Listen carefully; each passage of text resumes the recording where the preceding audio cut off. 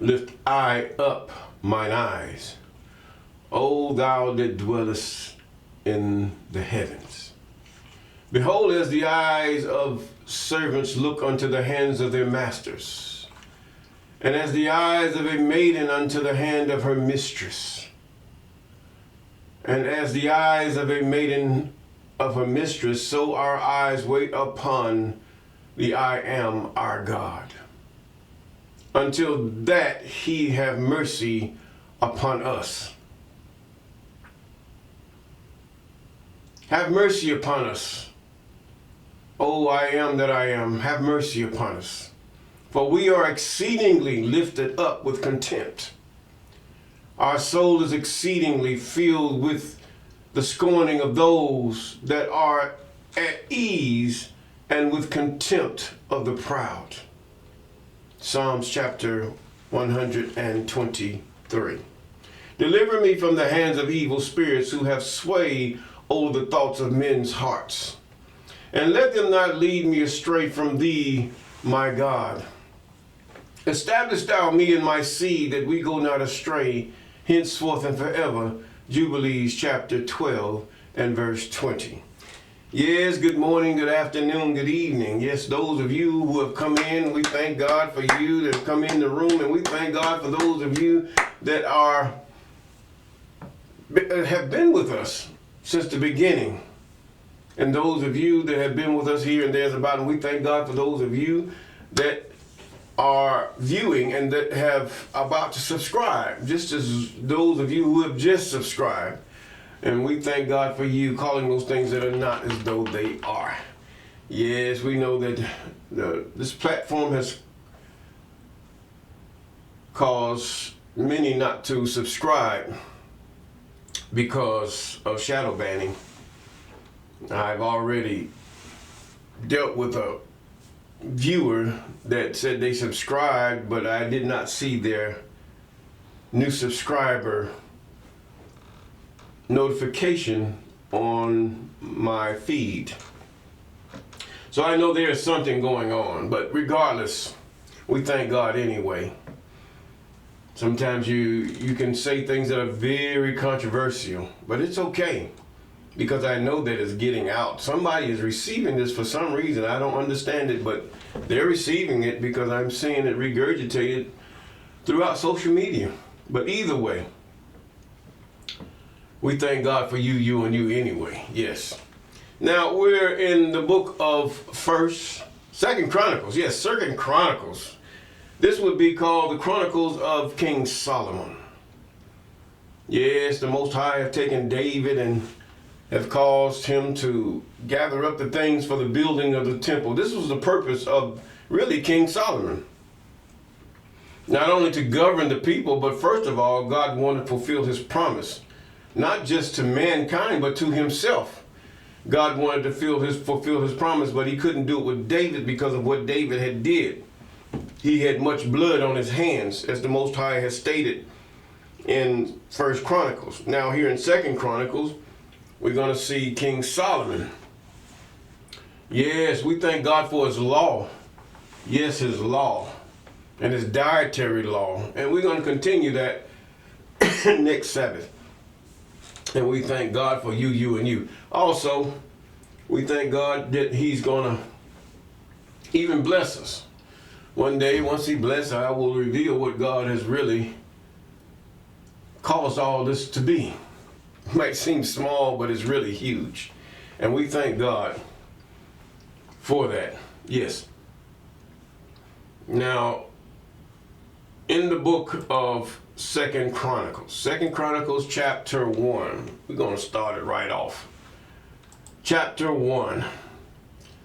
And Solomon the son of David was strengthened in his kingdom, and the I am his God was with him and magnified him exceedingly. In other words, God had really poured his spirit out upon him. Let me put it this way. There is no spirit. God can't put a spirit in your spirit. There is no Holy Spirit in your body. I don't know where they get this from. He shall be in you in the latter part of the Old Testament or whatever. but God pours out. How can he go in you? And then he says, I will pour out my spirit upon all flesh. God is a spirit and he's holy. We all have a measure of the spirit of the Most High, else we would not exist. We would not exist at all. Because his spirit is life. God, the spirit of the Most High, is life. He imparts his spirit. He even parts of his spirit to the angels. This is the mystery of the Most High. This is something that we try to figure him out with, but we don't understand it. We say, oh, God is in you. Yes, it's true. You have a part of God in you, else you would not exist at all. And same thing with all the animals and insects and everything. Everything has a part of the Most High in them. We don't understand that. Many will dispute what I say, but the fact is, you can't dispute what is evident. He keeps you alive. In him you move, breathe, and have your being. Yes, that is a true statement. So who is God? Some would say, what is God? How does he direct his spirits? Especially those spirits that are clean, the spirits of him that are clean. See, God brings us into level after level after level as we understand and as we accept and as we begin to see the things that most people cannot see because they are so indoctrinated by preachers and teachers of different, even Israelites. You cannot see, you will not see anything unless you open up to the Most High and look at his word and let the Spirit of the Most High deal with your mind as you read it. So God strengthened and magnified him exceedingly, and Solomon spake unto all Israel, to the captains of thousands and of hundreds, and to the judges, to every governor in all Israel, the chief of the fathers. So Solomon and all the congregation with him went into the high place that was at Gibeon. For there was the tabernacle of the congregation of the I Am, which Moses, the servant of the I Am, had made in the wilderness. Okay, they're going to the one that has existed since the freedom. This is why we just remember. When you do the Passover and all these things, you're remembering. When you obey the Sabbath, you remember. You're remembering your God. You're remembering what he has done. You remember all these things. You remember. Deuteronomy means remember. Yes. Remember. You're remembering the power of the Most High, and that it doesn't matter how strong your enemy might appear. God can even hand them into your hand. Yes, he can. But he built up stuff. I don't care how much you can touch, bleed, and die. The fact is, when God says, you shall not touch this one, but I shall deliver you into his hand, it doesn't matter how many men he has, how many guns, bullets, band-aids, and whatever preachers he has. God is powerful. We remember the power of God through just the little minute thing that he did when he delivered the ancestors out of Egypt. Not all of them were Israelites, but they were those who joined themselves to Israel and left that hideous government of Egypt. And now you have the fact that now you have the Passover. That was the Passover. He showed how he could subdue them without you lifting a finger and devastate them and bring them down as low as the dust. Yes, he did. He showed you this. He said, but the ark of God was brought up from Kiriath-Jearim to the place which David had prepared for he had pitched a tent for it at Jerusalem. This is Jebus. Yes, it is. Moreover, the brazen altar of Bezaleel, the son of Uri, the son of Hur, had made, but he put before the tabernacle of the I Am, and Solomon and the congregation sought unto it. And Solomon went up thither to the brazen altar before the I Am, which was made at the tabernacle of the congregation, and offered 1,000 burnt offerings upon it. Yes, he had the Levites do that because that is how you approach the Levites to do a certain sacrifice for you. And God had really instructed them on how to do it at that time. And that night did God appear unto Solomon. Did God appear unto Solomon? No, no man has seen God at any time. No, no man. Maybe an angel, maybe his voice, because we can go back to where Moses was. And Moses only saw the back. He did not even describe the back that much. He just described how he saw the train and the lights and the glory and the beauty of the Most High. It wasn't artificial. Not like you would have these lights today, people giving you artificial glory, artificial smoke, or whatever they want to call it, and then you get all filled in yourself thinking your hair raising. No, it's just what's been built up in your mind that affects your body. But when the real thing happens, you will know it. And you will be struck with fear. It's an awesome thing. Don't have you going, no, it don't do that stuff, no. And he said unto them, ask, what shall I give thee? Many gods would speak through an angel. As you may have read throughout your studies. This is why I adjure you, study these books.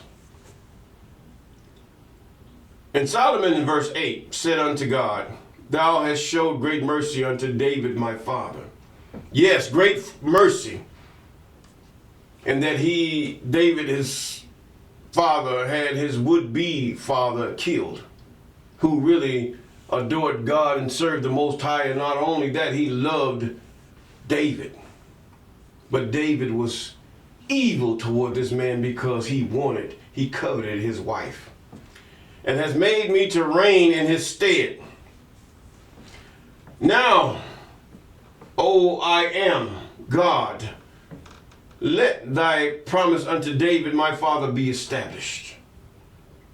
This is the reason Solomon was made king. For thou hast made me king over people like the dust of the earth in multitude. Give me now wisdom and knowledge that I may go out and come in before the people who can judge this thy people that is so great.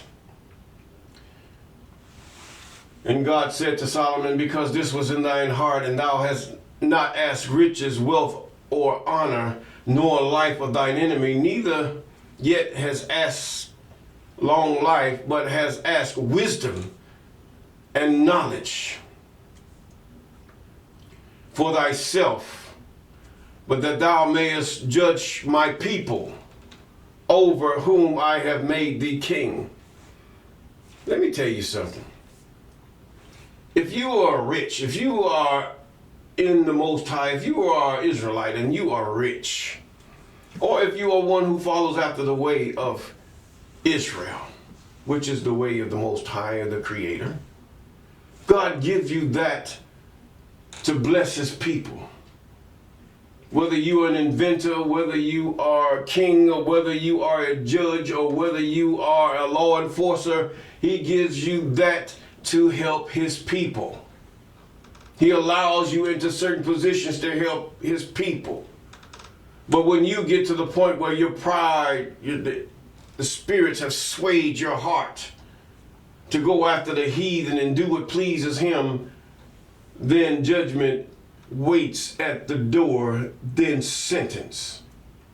What is the measure of God's judgment? Even what is written in the law, commandments, statutes, and ordinances that he has put forth for his people. And also it's a measure by which he will judge all the earth, then and today. Yes. And it says right here, I will give thee riches and wealth and honor, such as none of the kings have been before thee, neither shall there any after thee have the like. He said the like. He didn't say better, but the like. Then Solomon came from his journey to the high place that was at Gibeon. This is what they translated, the like, or like yours, or similar to yours, or something like that. You can put it, we're speaking English here. Now, Solomon came from his journey to the high place that was at Gibeon to Jerusalem, and from before the tabernacle of the congregation, and reigned over Israel.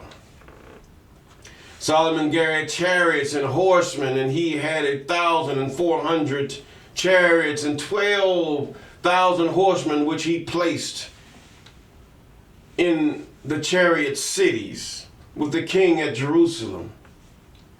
And the king made silver and gold at Jerusalem as plenteous as stone. And cedar trees made he as the sycamore trees that are in the vale for abundance. And Solomon had horses brought out of Egypt and linen yarn, and the king's merchant received the linen yarn at a price.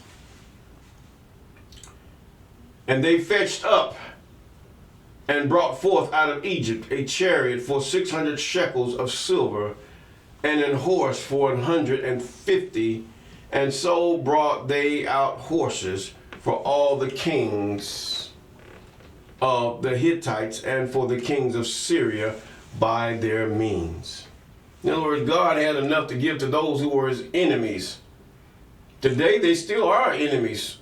When you're an enemy of the Most High's people, you're an enemy of God. Period. That's it. They be scattered all over the earth. The fact is, what makes you an enemy? You hate their color.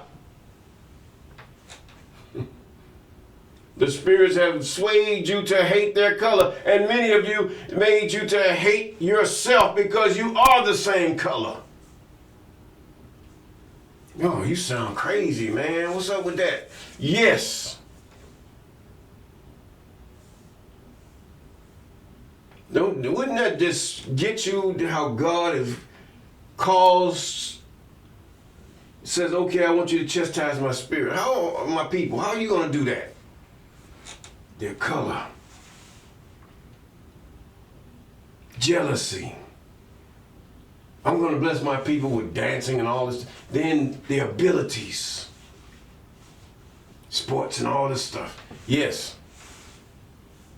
God has caused you to be jealous in every area to the point that you are so hideously hateful. Now he has allowed these spirits to pit the men against the women.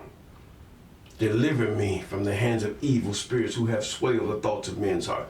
The Most High allowed this, that you might be tested, that you might get enough of your ways and your hatred, that you come out from among them and be separate, and that you begin to cause yourself to look toward the Most High. That God might prosper you in this life. I'm not talking about no sweet by and by. I'm talking about this life. That he might give you the things that you need in this life, not in no sweet by and by. That's going to happen in its time. But this is why we live righteously. And once we live righteously, he will give us wisdom on how to prosper. We treat those which are walking after the ways that he hath prescribed for our brethren. Then he will give us prosperity, health, all these things. And yet we'll get tried again.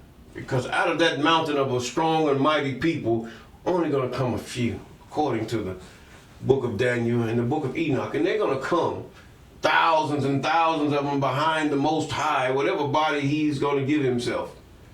Not Jesus. No, not Yahweh, not Yahushua. No, it's not that. However he looks, or whatever Moses saw, I don't know. But the fact is, God is coming with 10,000 of his anointed, his Christ.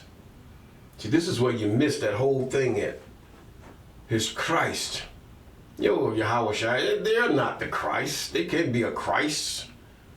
If they walk after the ways and statutes and ordinances of the Most High, yes. You cannot get above, or you can't go around God's law.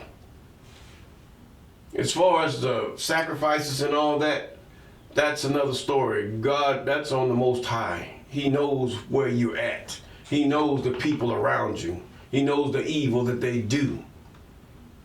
but that you try and you prevail and you just continue to push forward, obeying his commandments, statutes, ordinances, and laws, and then you will have peace.